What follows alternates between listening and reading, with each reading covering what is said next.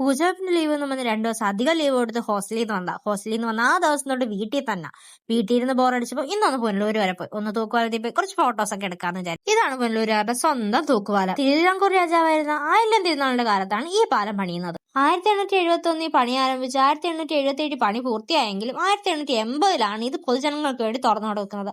കാളവണ്ടിയും കുതിരവണ്ടിയും എല്ലാം ഇതിനകത്തൂടി സവാരി നടത്തിയിട്ടുണ്ട്. പിന്നെ ഇതിന്റെ ബലം പരിശോധിക്കാനായിട്ട് 10 ആനകളെ ഒരേ സമയം കയറ്റിയ ചരിത്രവും ഉണ്ട്. പാലത്തിന്റെ 2 സൈഡിലും 2 കിണറുകൾ വീതമുണ്ട്. ഈ കിണറിനകത്താണ് പാലത്തിന്റെ ലോക്ക്. കുറെ വർഷങ്ങൾക്ക് ശേഷം അതിന്റെ സൈഡിൽ കൂടി തന്നെ റോഡ് വന്നു. അതിനുശേഷം പിന്നെ ഇതിനകത്തൂടി വണ്ടികളൊന്നും പോകാറില്ല. ഇടയ്ക്ക് കുറച്ച് നാള് പാലത്തിന്റെ മെയിൻ്റനൻസ് പരിപാടിക്കായിട്ട് അടച്ചിട്ടിരുന്നു. അതിനുശേഷം വീണ്ടും തുറന്നു കൊടുത്തു. ഇതിനകത്ത് ഇപ്പോൾ ആളുകളെല്ലാം വന്നിരിക്കുകയും ഫോട്ടോസ് ഒക്കെ എടുക്കുകയും വൈകിട്ട് ഒരു 4 മണി കഴിഞ്ഞ് വെയിലില്ലാത്ത സമയത്ത് ഇവിടെ വന്നിരിക്കാൻ നല്ല ഭംഗിയാ. കുറേ നേരം ഇവിടെ നിന്ന് കാര്യമൊക്കെ പറയാൻ.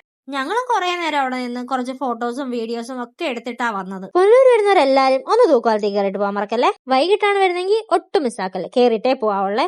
അപ്പൊ ഓക്കെ ബൈ, ഞങ്ങൾ വീട്ടിൽ പോട്ടെ.